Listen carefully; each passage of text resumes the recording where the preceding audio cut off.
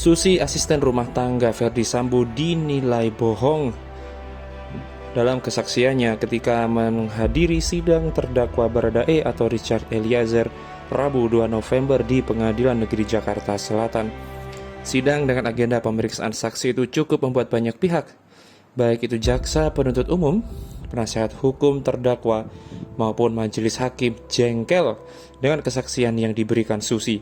Selain berubah-ubah, kadang terdiam lama, lalu menjawab lupa dan sejenisnya, yang kesemuanya lebih banyak tidak masuk akal.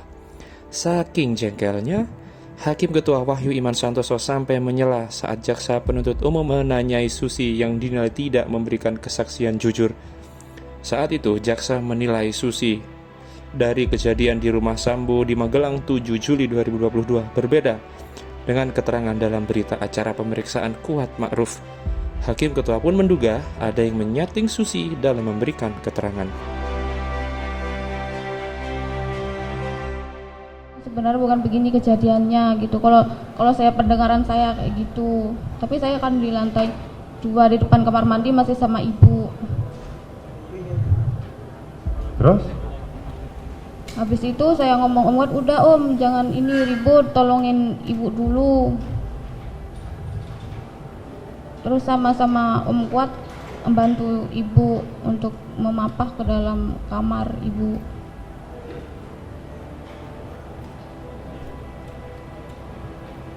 Saya mau nanya sama saudara, masuk akal nggak sih cerita saudara ini?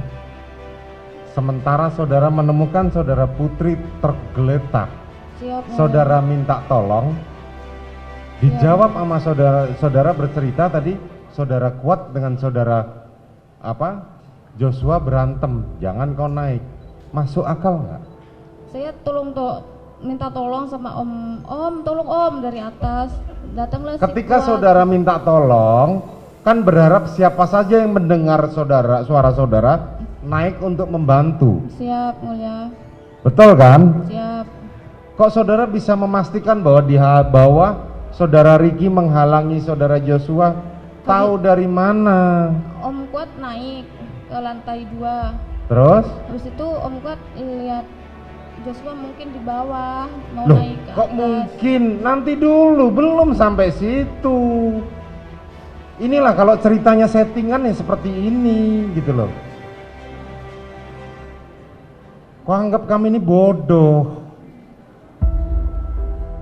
Pada kesempatan lain, dalam materi yang berbeda, ketika majelis hakim bertanya terkait anak keempat Ferdy Sambo dan Putri Chandrawati yaitu Arka Sambo yang masih 1,5 tahun, ketika ditanya anaknya siapa dan dilahirkan di mana, Susi terdiam agak lama, menjawab tidak tahu Arka dilahirkan di mana. Begitu pula ketika ditanya Arka anaknya siapa. Tapi ketika ditanya kapan lahirnya, Susi langsung dengan cepat menjawab Maret tanggal 23 tahun 2021.